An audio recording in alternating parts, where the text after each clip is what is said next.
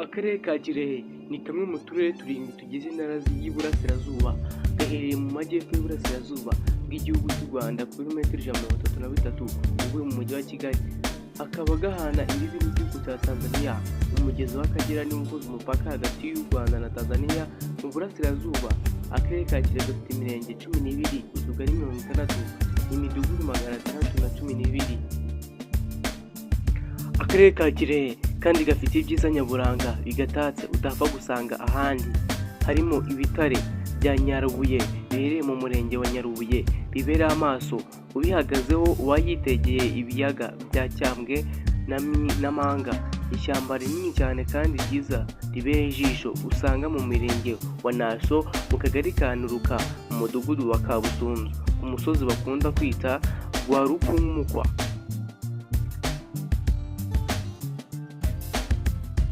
Ibiyaga bya Nasho na Manga, ibyanya bihuje byuhirwa aribyo bita irrigation bya Manga, Nasho na Mahama.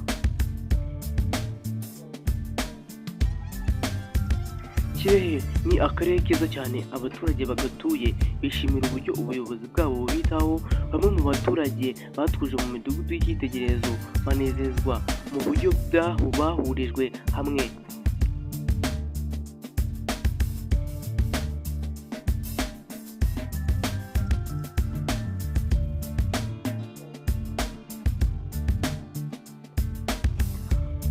Aba baturage bishimira uburyo bahurijwe hamwe mu kororera mu bikumba.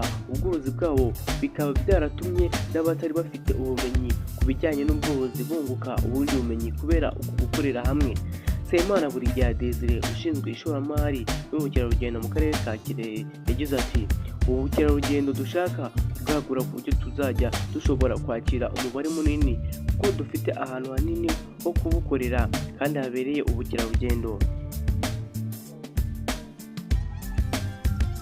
Umuyobozi w'akarere ka Kirehe Rangira Bruno arasaba abaturage kwitwararika barinda ibyo byiza nyaburanga bigize akarere kabo kuko nabo babifitiye akamaro, ndetse banakumira uwo ari we wese ugerageza kubihungabanya kuko biri mu bikurura ba mukerarugendo baza muri aka karere. Ikamashimire mwese twabanye muri kino kiganiro, Imana ibahe umugisha. Kanashyira na comment kuri Igo Magic TV, ubundi tubana mu biganiro byacu uko bukeye n'uko bwije. Jye nari Nshuti Cedric, tuzongera guhura ubutaha.